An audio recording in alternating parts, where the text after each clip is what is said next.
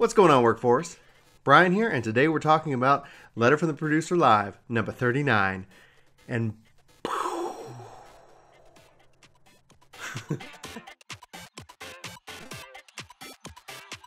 okay, there is a ton to talk about. Live Letter 39 just concluded.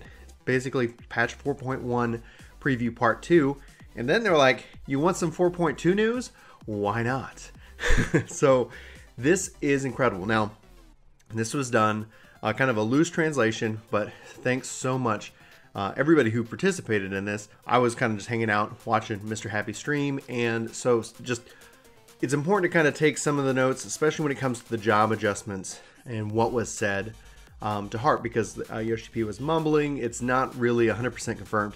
And the thing that kind of stings about all this is that on the official forms, where we're supposed to kind of get our official translation, it says, please look forward to the patch notes. Anyway, so we got job adjustments. We've got we got the new Alliance raid. They don't want to spoil anything, but they do show kind of the outside of that. They show off the unending coil of Bahamut. They talk about it. They talk about the weapons, the drops, and it looks incredibly tough. I cannot wait to see some of the real high-end raiders tackle this live. That's gonna be great.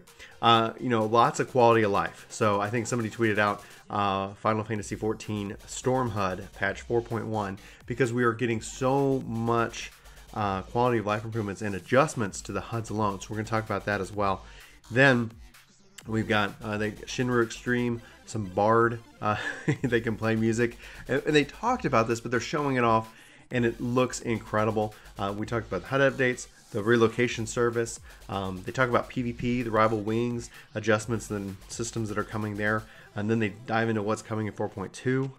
That's insane. And then also on the job adjustments, as the translation comes out, if it needs to be revisited, if something was just completely wrong, we'll do a separate video talking about that. But I think a lot of people are going to be excited. So with that incredibly long introduction and basically what we're going to talk about, let's just do this thing. So the official trailer for patch 4.1 is out. You can see this up on YouTube. I'll be sure to try to include a link in the description below for you guys.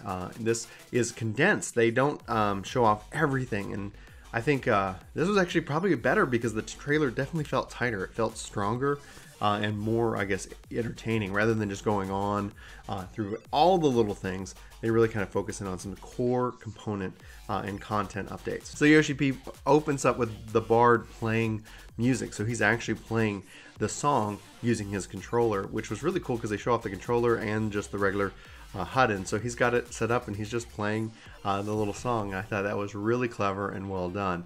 The official release date, patch 4.1, is October 10th. No big surprise to anybody who really kind of looked at the calendar and thought, well, the options are the 3rd and the 10th. And most likely they're not going to be on the 3rd. But anyway, so it's good to have an official date for that. Now, if the server maintenance ends early on October 10th, they're not turning on the servers right away. This is because there is going to be that land rush for new housing in Shirogane. So it's important to note that despite that, if they finish early, the launch time is going to be the launch time, and they were very set with this. Typically in the past, if they do finish maintenance up early, they'll turn on the servers early. Makes sense. But because that there's going to be tied with that land rush, they do want to make sure that it's fair for everybody, so that if it says 4 in the morning or 6 in the morning or whatever that time frame is, depending on your time zone, that it's the same for everybody. So there isn't any kind of like, well, you should have been spamming the try to log in button an hour sooner. So I'm really happy with that. Now, after this, then yeah, if it comes back up, let it come back up. So they're also going to be doing some updates to Uzanar, and so they kind of talk about how you can kind of risk it. You can kind of say, I'm going to risk everything I've got for a chance of doubling, and you can double up to 5 times. Now that's a lot of gambling. So I think it's pretty interesting. It's going to be pretty exciting to see having that risk versus reward, because it sounds like if you lose, you lose everything. So I'm really excited to see they're continuing to extend this. Uzanar, especially as it relates to the Aquapolis, is some of my favorite content in the game, and Uzanar just felt kind of like a level 70 version of it. But with adding more of these features, I think it should help separate itself from the content as a whole, and I think this will give me plenty of reason to go back in and play through some more. outside of leveling on my other jobs. And then Yoshi P spends a lot of time showing us the new Squadron System. There's various content that is prepared for squadrons that you can take 3 members and go and attack content. You get an order system, so he highlights this. It's really interesting. I'm actually personally looking forward to this. Now the lists look pretty short. Halatali, Brave Flocks, you know, it seems very condensed, and hopefully this is something they'll expand upon. But the squadrons you're teaming up with are really powerful. The AI seems pretty smart. We saw, you know, the Dragoon using positionals. We saw the healer healing and even doing damage, which was, I think, a big kind of note that everybody's kind of laughing about with that. They show off that you can glamour it, and then you have some UI elements that are a part of it. So obviously, like the ability to give orders and things like that. So honestly, this is really interesting content, and it'll be great to see if I can use this to level up my DPSs, right? So if I can take a tank, a healer, and go run these dungeons, this I think will help alleviate some of those queue times for me, along with Palace of the Dead and even Frontlines. So I think that's a good thing. I would love to know your thoughts on that. So before we start talking about job adjustments, some quality of life adjustments that I'm really excited about. They're going to put the skills, the actions, and jobs into one area, and then if they are separate by class and job, you're going to see that in that same area. This is going to be really nice, I think, from jumping from, oh, that's actually a class skill and that's a job skill. So especially for those older non 100% jobs, this is going to be a huge fix. Plus, you can actually drag items that you haven't learned yet onto your bar. You think of Palace of the Dead. You think of these places where you go and you learn them over time. Well, it adds it to your bar automatically, and then you have to use that time to drag and drop them. This is a huge quality of life improvement, and one that I'm personally excited about, especially because they show you the skill and when you're going to learn it. You know, it's not a bad idea to go ahead and pre-place it and kind of, you know, play around with that. Because then if you go into Palace of the Dead, you know what? You don't have to wait to learn that skill to have it placed and set for yourself. So, good job, Square Enix. So let's talk about some job adjustments. Again, it's important to note loose translation, but they did mention several jobs are getting adjusted, and if you're not on this list, most likely you're not getting an adjustment, or they're not ready to talk about it. But I'm going to venture to bet that these are the adjustments and these are the jobs that are getting an update. So you've got Warrior, Dragoon, Ninja, Machinist, Summoner, and Scholar. Basically, kind of, there's a theme of Arcanist as a whole. Caster role actions are going to get an adjustment, and we'll talk about that in a second. So for Warrior, they were saying that Steel Cyclone is going to get an HP buff increase. Fail Cleave is also going to get some adjustments. Shake It Off is going to turn into the Warrior defending the party. They said that, you know, either Thrill of Battle or Vengeance, they might have an effect, and the question is it going to work kind of like, Intervention does for Paladin? We don't know. This is where it's kind of like, well, this is what's being heard.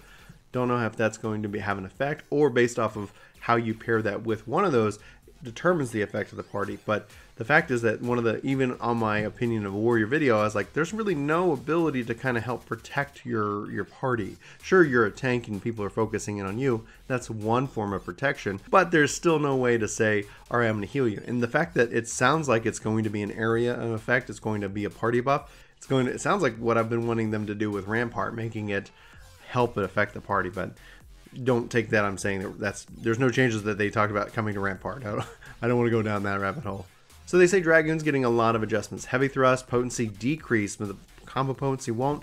Weird phrasing, again, could be a translation issue here, so we'll wait to see what the official sense is on that. So then they're saying that the dragon's eyes are going to be reduced from 4 to 3, and so that's a good news for Dragoons out there who have really struggled with that 4th eye. This will hopefully help. We'll see what happens. We'll see, if this is the complete adjustments when we kind of get through the patch notes there, because they do say a lot of adjustments, and then they list off 2 adjustments. So it's probably these are kind of the highlights, and then we might see some potency increases across the board. But who knows? So for Ninja, Doten related fixes, I think they're shifting that to magic damage, which apparently is what it should have been. They're reducing animations and animation lag for the Ninja. So I think hopefully that helps people, especially with higher pings, play the game. I know that when they moved the servers, Ninjas were like, my ping has gone through the roof. I'm not going to be able to play the Ninja job, on this ping, because it has that kind of effect on it. Anyway, it seems pretty short for Ninja, but it is what it is on there. Now, the big piece here is Summoner. I know a lot of people have been waiting and expecting changes to Summoner. So there's a lot here. We're going to break it down and kind of go through it. A little bit, some bits confusing, so patch notes will be helpful. Going hands-on with it come 4.1 will be helpful, but the MP cost of summoning is decreased, and we also kind of believe that's actually going to affect Scholar as well, because they said that there are Arcanist changes to the base class itself, and it would make sense that if the summoning spells are having their cost reduced, because those jobs rely heavily on their pets. So this should, with that, it should make it easier to have resurrection, if you die. More, adjustments are coming, but it's going to be very complex. So the patch notes, I think, are going to be very thorough, and that might mean potency buffs and timing adjustments as well. They say Dreadworm Trance will only allow Death Flare, but the cast time is reduced. Not really, that's not resonating with me completely, but they said Ruin 3 would be off the global cooldown while in Dreadworm Trance, contradicting that only Death Flare would be allowed in Dreadworm Trance. But I think, and again, we're going to have to wait to see what is exactly specific there. So then they say no cast time for Ruin 3 while in it, and that sounds really cool. I mean, for me, it sounds like that, especially like with Ruin 2, if you can fire off Ruin 3 without that cast time, it helps increase and manages your mobility. One of the things that have been a complaint about the Summoner in 4.0 is that they have so much stuff that kind of makes them more of a turret than anything else, and they lose some of their mobility. And you know what? I think that's kind of fair. Like if you gain mobility when you're doing certain things, but it's not going to always be the same, constant thing, I think that's going to be hugely helpful. And so then for Summoner, Aether Pact Devotion is getting an update. Going to be kind of an AoE. It's going to have an impact for those nearby party members. So this is great. This is going to be excellent. And I think that's really going to help add to the Summoner's raid utility with that additional buff. You could be buffing your healers, you can buff your damage, you can buff your tanks, you can buff anybody within the range of your pet. And especially if you think about it, if you're ever stacking your pet, well, what a better time than to fire that off for that additional 5% boost. Great, this is great news, because always the issue is like, okay, now I need to try to position my pet because I really want to buff this player. No worries. So this will be interesting, because now you have a close-up pet and you have your caster pet, and that also then will add to that. If you end up having a group that's more focused in on melee, maybe you want to add to that as well. Maybe it makes sense to switch out pets for certain things. I don't know anymore. It's, this is gonna be really good to go hands-on with personally.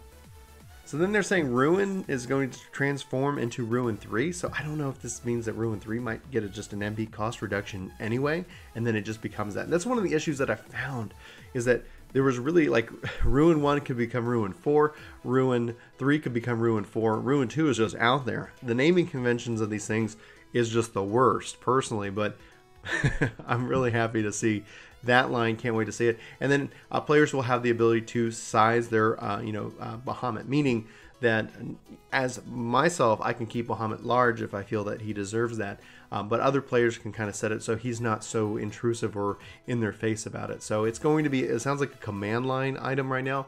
Maybe we'll see an adjustment or a setting in the near future. Now, one of the biggest complaints about Scholar as it relates to Astrologian is that Astrologian, I guess MP for MP, their shield is so much greater. And so they're going to reduce the cost of Loquium for Scholar. And this is really great news. And then it sounds like, again, some adjustments are going to be made to casting times. And then they say that the Arcanist class, a lot of little changes are inbound. And that's going to impact both the Summoner and the Scholar. So it's going to be really good to see. Patch notes are probably going to be pretty large on this one. They say Machinist is getting a hypercharge buff to the Rook and Bishop. So this will be interesting to see. It's pretty powerful as it is. So I don't. This might be more of a translation issue than anything else. But we'll have to wait and see. I guess when more official kind of means come out about it. And then caster roll actions, Annal, Mana Shift, and Apothecases are going to get adjusted. The recast seems to be going to be adjusted to be much faster. So this is great. I think those will make those way more competitive in the scene when you're trying to pick what you want to take for your caster shared roles. Okay, so we've talked about those items, and now there's still more. Show off Shinra Extreme. This looks incredible. They just kind of, we're going to see mechanics here that we haven't seen before. No big surprise for anybody who's used to that, but it's really great to see him get some really extreme, content. So Yoshi P goes in there and gets blasted, and that's pretty much to be expected. Then they show off housing in the swimming areas, so that in the relocation feature seems real easy to use. All the settings and stuff transfer over. A couple of notes, nothing to be really too concerned about, but it's pretty straightforward and easy, and this should make moving houses in areas, especially as houses open up. Maybe you don't want to move to Shirogane, maybe you want to move to the Goblet now with swimming and the various things they show off with that, and that's exciting as well. Then they spend a little bit of time talking about the Rival Wings, the new PvP mode. 6 light parties form 2 teams, so 24 players versus 24 players in all 4, kind of 4-man light parties. So there's no party composition restrictions. You can change your job at the starting area or when you respawn. You can also use your free company and link shell chat. Your goal is to destroy the opposing team's core to win. So it's kind of MOBA-esque in its nature. And then you have towers that you can destroy, minions, and even these mech mounts that you can kind of ride that help bring out more destruction. You control the mechs, but the minions are on their own. Now, if nobody destroys each other's core and the time runs out, the winner will be declared based off the number of towers, the HP of those towers, and the HP remaining on the other opposing team's core. So this seems like to be a really interesting PvP mode. This is coming in patch 4.15, so roughly a month after 4.1, so expect to see this sometime around November. So there are 3 mechs to this mode. And also, there are 3 mechs to this mode. You have the Cruise Chaser, which is going to be great against enemy players and combatants, even like other people's mechana. You have the Oppressor, which is great against towers and cores, and the ultimate one, Brute Justice, which is good against players and towers and cores. And then they also show off the Mammoths, which are these like little minion clockwork soldiers that are going to run around and attack towers and core. And so it sounds like those are also going to need to be prioritized. So you have kind of the PvP and PvE element. Again, very MOBA-esque in its nature. So it's going to be really cool to see kind of how this plays out. The map looks really good. We kind of talked about that in a previous video, and they showed that off in a post, but I really am looking forward to getting hands-on with this. So then they said there were going to be 3 types of PvP. So you have Frontlines, Feast, and the Rival Wings. And hopefully that means we're also going to see some queuing adjustments here. And this ties into more things that they've got planned for PvP in 4.2. So just put a pin in that, in that note right here, and we'll talk about it here in a minute. So then they show off the Unending Coil Bahamut. So the 3 bosses, Twintanya, Nail Vandarnis, and Bahamut, all show off. It seems like it's kind of maybe a boss rush mode, but it's more information in the trailer. You start off with Twin. This is exciting. They say you need to be eye level 340 to enter. The weapon looks to be 345. It also has an additional Matera slot, which is exciting. That means that these weapons are going to be, I think, quite substantially powerful. And it looks tough. This is going to be one of the things I'm very much looking forward to watching live for some of those really like progression endgame raiders, which unfortunately I am not because of time, right? So then they show off Return to Ivalice, showing off the Ravenastar. They don't want to do any spoilers, but then they show some concept art and some kind of finished in-game stuff of what I would assume would be one of the first bosses. And this is pretty exciting. I am very, very excited about this 24-man raid. We do know we're getting the raid roulette, so we're going to be able to queue up for that. That's going to have some kind of daily rewards. And this is going to be important because that's going to hopefully help get more people into the 24-man content. I'm a big supporter of 8-man dungeons. We're not seeing them. They're not talking about them. 4-mans seem to be the thing. And they're just not they're not challenging. They are where they are. This isn't a complaining piece. I'll move on. We can make a separate video on that in and of itself. But with the 24-man raid, hopefully this will help open up that content for more players and make those adjustments to that. So we know that the Labyrinth of the Agents is getting adjusted to 1 tank, 2 healers, 5 DPS to kind of fit the overall mesh up of the 24-man raids. And I cannot wait to go into the new stuff. And I'm actually looking forward to revisiting some of the old stuff and having that incentive. As I level DPSs, I'm wondering if that's going to help improve my odds. And it depends on the experience that's gained through these 24-mans at the end of the day. So other adjustments, you're going to have a Matera recovery feature that's driven by the Alchemist. And depending on the grade of Matera, it depends on the success that it might be returned to your inventory. Sounds like if nothing else that it is going to remove and open up that slot, which is important. That kind of frees you from that NPC itself, and it gives you another reason to level Alchemist if you didn't have one already for whatever reason, for any of your other jobs from repairing. That's personally what I use it for. Make potions occasionally, right? And so then they say there are decent updates coming up. Hildy, the quest that they've kind of teased is kind of like a prologue to the previous chapter. Seems disappointing personally. I think that at the end of the day, they kind of just trickle it out. Okay, you know what? It's you lost me in Heaven's Word. I was excited, and then it just kind of fell flat. It doesn't seem to be at least what it was in 2.0. Maybe they'll be able to go and kind of revamp and kind of rethink. You know what? Even give him time off and then bring him back in a way that seems interesting. If we're not getting trials out of it, I'm just not interested, and that's just my personal opinion on it. If you just need Hildy for Hildy and not the quest, well, good for you, and that's awesome and exciting. And then lastly, you know, before we get into 4.2, they show off the currency tab updates and things like that. This looks great. Thank you. My ventures, my Beastman currencies, especially if it takes it out of my inventory, all the better for it. Very excited about that fact. I can stock up on as much ventures as I need to, and I'm not going to have to sit here and worry about it. But that is 4.1, October 10th. And then he's like, let's talk about 4.2.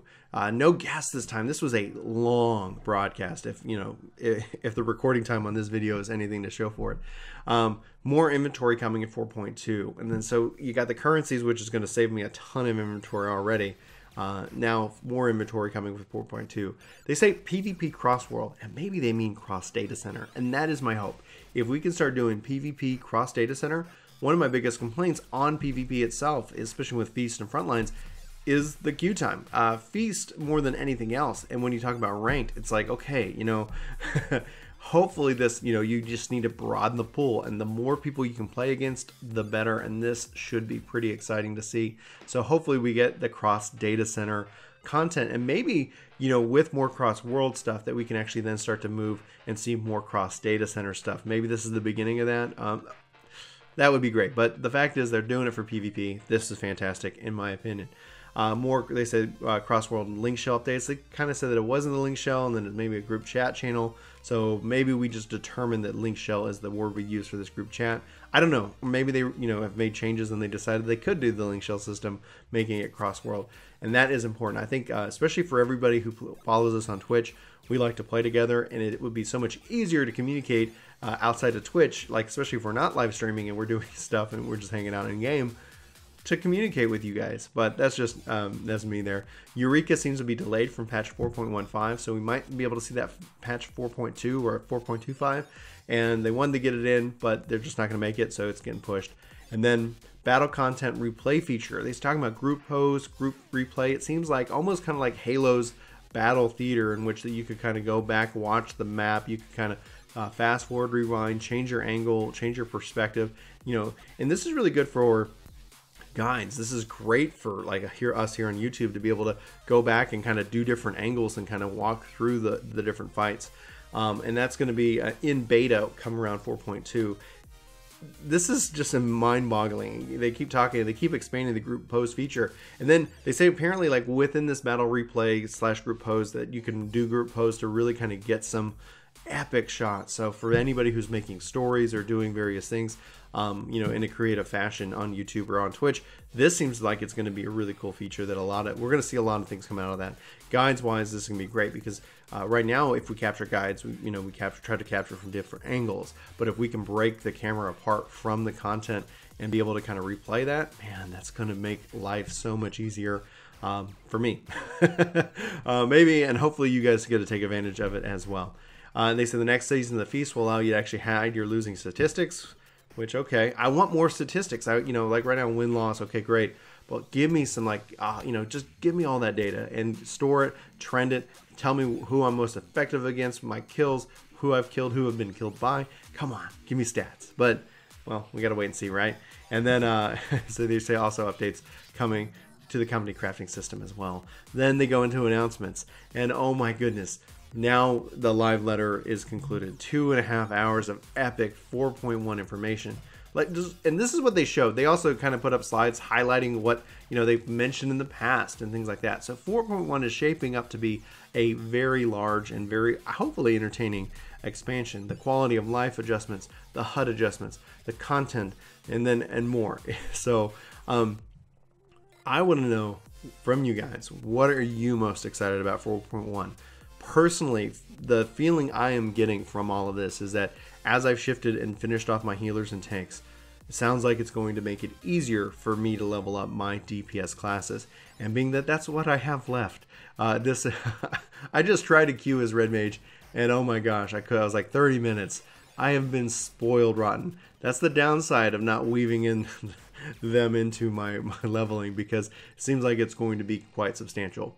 But with maybe the 24-man roulette, maybe with these other options, this is going to make it all the more interesting and all the better. The job adjustments, I can't, you can't really go one way or another. There could be some translation issues there, but the fact is that it sounds like some of these things are going to be quite well, really received well, and I cannot wait to go hands-on. I think the patch notes are going to be large. I'm going to have to make sure I've got plenty of water when we do a patch notes video. And this live letter was so long and so huge that I literally forgot to talk about in my recording the UI layout. So I've got that up on the screen for you guys right now. They're simplifying the UI for the various job UI elements, and you can kind of pick between those. You can now increase your size of any object by 200%. You can split out your buffs and debuffs. They have all of these settings, and they're moving them and shifting them into the HUD layout with a little settings notification icon there. And I really just want to make sure I actually communicated that. And then while editing this video, I was like, I don't even talk about that at all, and I'm hugely excited. I'm a layout nerd. You guys, if anybody you've seen my guides, it's all about kind of your layout and getting in that environment. And so I'm happy to see that they're moving the settings into the HUD layout, because they were always kind of separate. It was kind of the separate system, and now they're kind of consolidating it and giving us a lot more options, a lot more control, and it's a good thing. Anyway, October 10th is not far off, and so we're going to be seeing patch notes sometime here in the near future. And man, anyway, I've taken up enough of your time, guys. I hope you've found this video to be interesting and informative. Let me know your thoughts about 4.1, the live letter, 4.2 in the comments below. What are you most excited about? And let's have that discussion. But for Work to Game, my name's Ryan, and I thank you for watching this video, and I hope you have a fantastic week. But until next time, you'll have a great day. Take care. Hey, Chris. I really like what you do on this channel, and I want to say thanks. How can I do that? You know, you could try being a patron. Oh, okay. So tell me more about it. Well, I think you'd have to click on the link to take you to our Patreon page and see if you want to support it. Unfortunately, you're not going to be able to support just me. Okay. You're going to have to support both of us. So this is kind of like a win-win. So if they support you, they support me, right? Yes. Awesome. Yes. Do we have like cool, fun rewards? Like, is there anything I get? They do, and we're constantly looking for ways to change that. So if you support Team Brian, Team Chris, just Team Work to Game, click on that link. Yeah. Let us know what you think about the rewards too, whether you like them or if we could do something a little bit different. And by the way, thanks for watching this video. We really appreciate it. We'll see you next time. Take care.